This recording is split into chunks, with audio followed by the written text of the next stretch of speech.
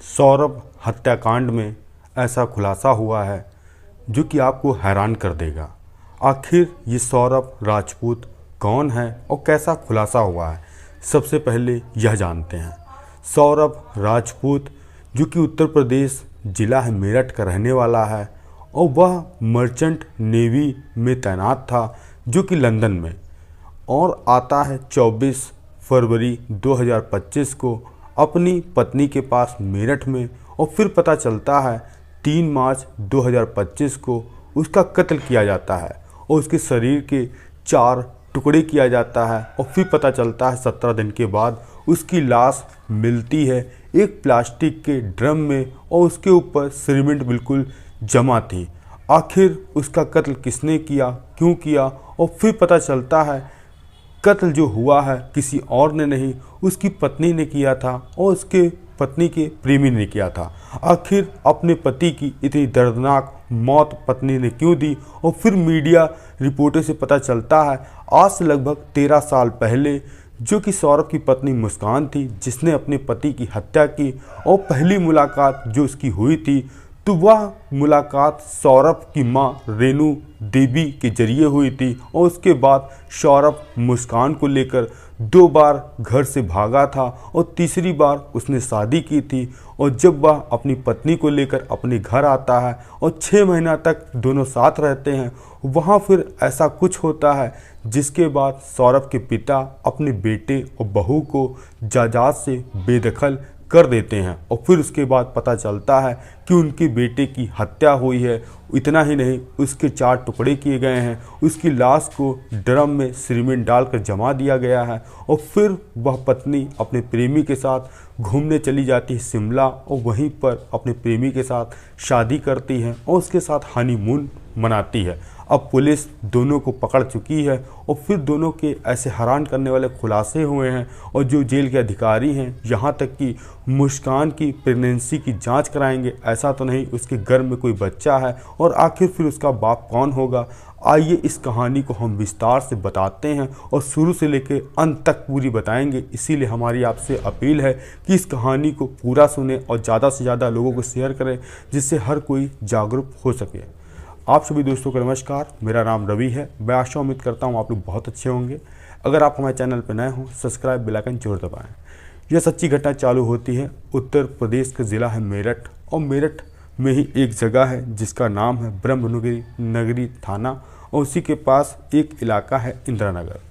यहीं का रहने वाला एक परिवार जिसका नाम था मुन्ना लाल, और उनकी एक पत्नी थी रेनू देवी, और उनकी 2 बेटे थे, जो बड़ा बेटा राहुल और दूसरा बेटा जो था सौरभ, और जो उनकी बेटी थी जो कि बीच में थी जिसका नाम था सिमरन। सब कुछ परिवार में ठीक ठाक चल रहा था। जो उनका बड़ा बेटा था वह ट्रांसपोर्ट का काम करता था, और जो उनके पिता मुन्ना लाल उन्होंने उनकी शादी कर दी थी और उसके 2 बच्चे थे। और जो बीच नंबर की बेटी थी सिमरन, उसकी भी शादी कर दी गई थी। वह दिल्ली में रहकर जॉब करती थी, अपने पति के साथ रहती थी। और जो उनका सबसे छोटा बेटा था जिसका नाम सौरभ था, तभी 2011 का साल होता है। जो सौरभ की माँ थी जिनका नाम था रेनू देवी, वह एक ज्योतिषी के पास जाती थी जिसकी दूरी उनके घर से 3 किलोमीटर दूर थी। तभी 2011 का साल था। अपने बेटे सौरभ के साथ जाती हैं ज्योतिषी के पास हाथ दिखाने के लिए। तभी सौरभ एक लड़की को वहीं पर देखता है जिसका नाम मुस्कान था। उस मुस्कान का उस ज्योतिषी से ये रिश्ता था क्योंकि वो इसके रिश्ते में नाना थे। यहीं से दोनों की मुलाकात होती है। जब कभी माँ ज्योतिषी के पास हाथ दिखाने जाती थी तो वह सौरभ भी जाता था। यहीं से दोनों अक्सर बातचीत करने लगे। बातचीत करने के साथ साथ धीरे धीरे वह गली में मिलने जुलने लगे। यह सब दरमियान 5 साल तक चलता है और दोनों एक दूसरे से प्यार कर बैठते हैं।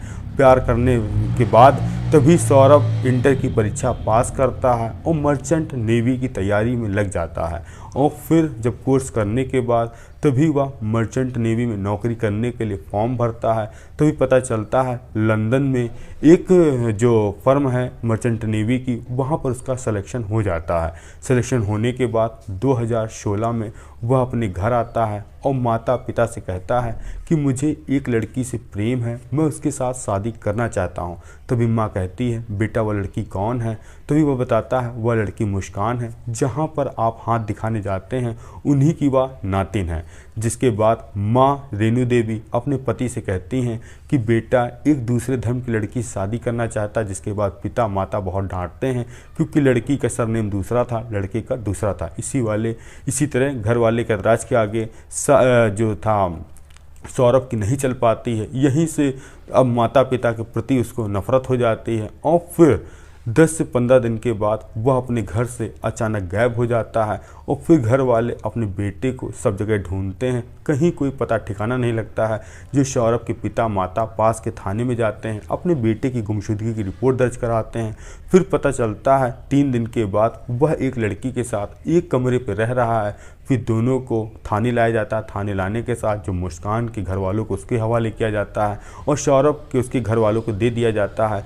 फिर माता पिता उसको समझाते हैं, समझाने के साथ साथ हर चीज़ें बताते हैं कि बेटा अभी तुम्हारी उम्र नहीं है ये सब करने की, यह सब मत करो, हम लोग तुम्हारी शादी कोई अच्छी लड़की देखकर कर देंगे। अब 10 से 15 दिन बीते ही थे, तभी सौरभ दोबारा मुस्कान को लेकर भाग जाता है। और फिर 5 से 6 दिन के बाद वह वापस आता है घर, और फिर अपने माता पिता के साथ रहने लगता है। फिर माँ से वह कभी कदार कहता था कि मेरी शादी करवा दो। माता पिता तैयार नहीं थे, कह रहे थे अगर तुमने उस लड़की से शादी की तो मैं तुमको घर पे नहीं रखूँगा और तुमको बाहर ही रहना पड़ेगा। यह सब कार्यक्रम चला करता है। 2 महीना फिर बीतते हैं, तभी वह तीसरी बार सिमरन को लेकर फरार हो जाता है। और फिर 15 दिन के बाद घर लौट कर आता है, और तभी माता पिता देखते हैं कि अब वह अपनी पत्नी बनाकर सिमरन को घर लाता है, और माता पिता से हाथ पैर जोड़ता है। तो माता पिता अपने बेटे की खुशी के लिए मान जाते हैं, कहते हैं जो तुमने किया ठीक है, अब तुम मेरे साथ ही रहना, और अब ऐसा कोई मत काम करना जिससे हमें शर्मिंदगी महसूस करनी पड़े। इसके बाद 2016 बीत जाता है। 17 में वह फिर पहुंचता है लंदन में अपनी नौकरी करने के लिए। जो मुस्कान थी वह जो माता पिता यानी सौरभ के माता पिता के साथ रहने लगी थी, अब वह कुछ दिन बीतते हैं तो सौरभ के माता पिता से छोटी छोटी बातों पर लड़ाई झगड़ा करना, और सुबह देर में उठना, काम ना करना, और तमाम सारी दिक्कतें पैदा करना। जिसके बाद सौरभ जो कि 3-4 महीने बाद लंदन से आता है अपने घर मेरठ में, और अपनी माँ से पूछता है कि बहू को आप लोग क्यों परेशान करते हैं? तो माँ कहती है हम लोग क्या परेशान करते, वह खुद ही मेरा जीना दुश्वार कर रही। जिसके बाद जो मुस्कान थी अपने पति सौरभ से कहती कि मुझे यहाँ नहीं रहना है, मुझे यहाँ जलील किया जाता है और मुझे ताने मारे जाते हैं। तभी सौरभ अपनी पत्नी को लेकर वहाँ से लगभग ब्रह्मपुरी से लगभग 3 किलोमीटर जो कि मास्टर कॉलोनी है वहाँ पर एक किराए का कमरा लेता है और रहने लगता है। रहने लगने के साथ साथ एक दिन वह दोबारा अपनी पत्नी को लेकर पहुँचता है अपने घर। तभी पिता कहते हैं कि मैंने तुम्हें अपनी जायदाद से बेदखल कर दिया है, आज के बाद तुमको यहाँ आने की कोई ज़रूरत तक नहीं है। फिर इसके बाद वह वहीं कमरे में रहता था, किराए के कमरे में, और फिर वहीं से जॉब करने के लिए लंदन चला गया। अब इधर देखते देखते मुस्कान के घर में एक बेटी जन्म लेती है। जन्म लेने के साथ साथ सब कुछ ठीक ठाक चल रहा था। इसी दरमियान जो कि मुस्कान की मुलाकात एक युवक जो कि साहिल शुक्ला के नाम से होती है, जो कि फेसबुक के माध्यम से, साहिल शुक्ला कोई और नहीं जो कि मुस्कान के साथ पढ़ने वाला जो कि क्लास 8 का दोस्त था। अब धीरे धीरे दोनों की आपस में नज़दीकी होती हैं, और जो इधर था सौरभ था वह लंदन में जॉब कर रहा था। अब देखते देखते 2 से 3 साल बीत जाते हैं, और अब जो साहिल शुक्ला वह अक्सर मुस्कान के घर आता था और उसके साथ संबंध तक बनाने लगा। तभी 2021 का साल आता है। 2021 साल आता है, जो मुस्कान और साहिल जो कि कमरे में थे, तभी जो मालिक उसको लगता है कि उनके घर पर कोई अनजान शख्स आया। तभी वह खटखटाते हैं, देखते हैं कि मुस्कान जो पराए मर्द के साथ बिस्तर पे है, और फ़ौरन जो मकान मालिक थे सौरभ को बताते हैं कि तुम्हारी पत्नी किसी पराए मर्द के साथ रंगरेलियाँ मनाती है, उसको समझा लो। तब फिर फ़ौरन 1 महीने बाद सौरभ आता है इंडिया अपने घर, अपनी पत्नी को काफ़ी समझाता है, हिदायत देता है।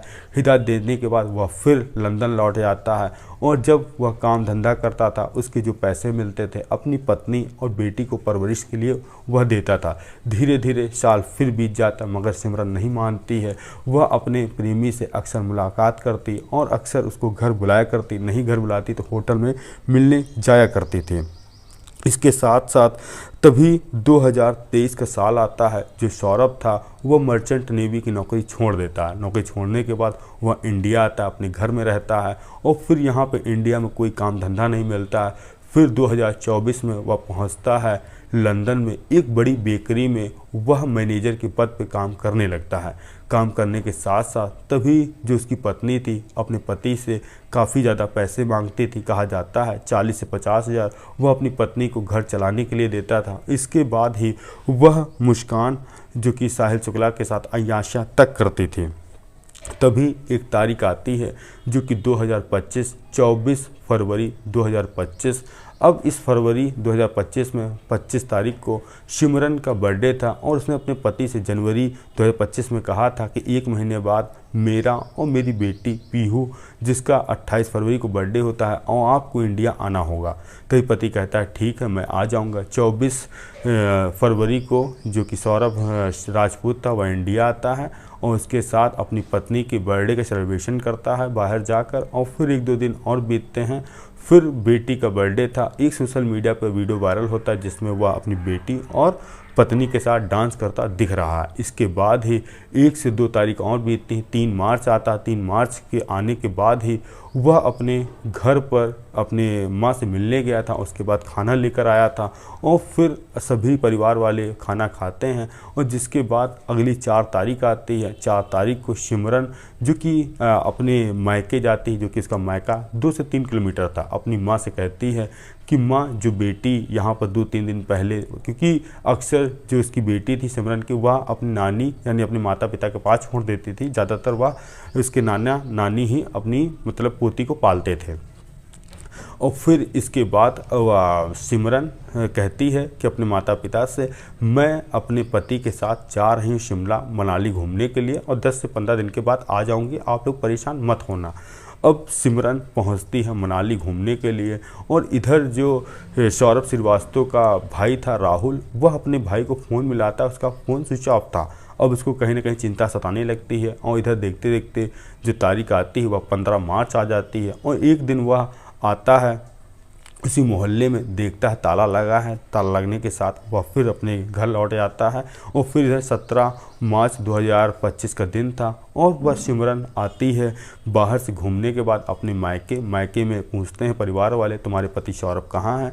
तभी मुस्कान कहती है वो जा चुके हैं लंदन, क्योंकि उनको अर्जेंट जाना था, वहाँ पर उनकी ज़रूरत थी। अब घर वाले कुछ समझते नहीं है क्या यहाँ हुआ है क्या नहीं हुआ, तो कहते हैं ठीक है। इधर जो राहुल था अपनी भाभी मुस्कान को फ़ोन करता है, कहता है भाभी भैया का फ़ोन नहीं लग रहा है, आखिर वो कहाँ है। तभी वो कहती है कि वो तो लंदन गए हैं। तो वो कहता है मैं आपके घर के बाहर आया हूँ, वहाँ ताला लगा है। तभी सिमरन 1 घंटे बाद एक शख्स के साथ बाइक से नज़र आती है अपने घर के सामने। तभी राहुल कहता है यह शख्स कौन है। सिमरन यहाँ पर हिचकिचाने लगती, कोई जवाब नहीं दे पाती। जिसके बाद राहुल बढ़ता है जहाँ पर किराए का कमरा था, जहाँ पे सिमरन और सौरभ राजपूत यानी राहुल का भाई रहता था। फिर पता लगता है कि सिमरन फटाक से मुस्कान वहाँ पहुँचती है और जैसे ही दरवाज़ा खोलती बड़ी तेज़ बदबू आती है और राहुल को लगता है कि उसके भाई के साथ कहीं अनहोनी हो गई। फ़ौरन पुलिस को फ़ोन किया जाता है। पुलिस फ़ोन करने के साथ साथ तभी जो मुस्कान थी वह अपने प्रेमी के साथ भागती अपने घर और वहाँ पर जो साहिल शुक्ला उसका प्रेमी था उसको छोड़ता है अपनी प्रेमिका को। और फ़ौरन जो मुस्कान जाते माता पिता से कहती है कि मैंने अपने पति का कत्ल कर दिया है, मुझे बचा लो। इसके बाद इधर पुलिस आती है और दोनों को उठाती है। उठाने के बाद थाने लेकर आती है। जब उनसे पूछताछ की जाती है तो पता लगता है कि मुस्कान और साहिल ने मिलकर अपने ही पति का कत्ल करवाया अपने प्रेमी के साथ, और जो वजह बताई वो वाकई हैरान कर देने वाले। अब आपको बताते हैं कि 3 मार्च को क्या हुआ और कैसे सौरभ जो कि राजपूत का कत्ल किया गया। सबसे पहले जो कि सौरभ राजपूत था वह 3 मार्च 2025 शाम करीब 6 बजे जो कि अपना जो जहाँ रहता था वहाँ से लगभग 3 किलोमीटर वो अपने घर जाता है, अपनी माता से मिलता है। माँ कहती है कि आज बेटा मैंने तुम्हारी फेवरेट सब्जी बनाई है पोख्ता, वो तुम खा लो और फिर अपने घर चले जाना। तभी सौरभ राजपूत कहता है माँ मैं अकेले नहीं खाऊंगा, मेरी पत्नी है और बच्ची है, आप ऐसा करिए पैक कर दीजिए। अब सौरभ की माँ 3 लोगों का खाना पैक करती है जिसमें से रोटी और पोख्ता चावल। अब सौरभ शाम के करीब 8:30 बजे पहुंचता है अपने घर जहां रहता था मास्टर कॉलोनी में। अपनी पत्नी से कहता है कि माँ ने देखो कितनी अच्छी मेरे लिए सब्जी बनाई है, इसको जल्दी से गर्म करके ले आओ, सब लोग बैठकर खाना खाते हैं। मुस्कान पहले तो टीवी देख रही थी, इसके बाद मोबाइल चलाती है। 9:30 बजे वह किचन पहुंचती है। 10 से 15 मिनट बाद वह आती है, खाना गर्म करके सबके लिए लगाती है और तभी सौरभ खाना खाता है। इसके बाद कहता है मैं सोने के लिए जा रहा हूँ, तुम भी आ जाना। मुस्कान कहती ठीक है, मैं थोड़ा मोबाइल चला लूँ, उसके बाद मैं आ जाऊँगी। सौरभ राजपूत पहुँचता अपने कमरे में, सोने लगता है। 10:30 बजे मुस्कान जाती है सौरभ राजपूत के कमरे में और उसको हिलाकर देखती है कि उसके होश है या बेहोश है, क्योंकि मुस्कान ने सौरभ राजपूत के खाने में कुछ नशीली दवाएं मिला दी थी। अभी मुस्कान को लगता है कि वह अभी होश में है, बेहोश नहीं हुआ है।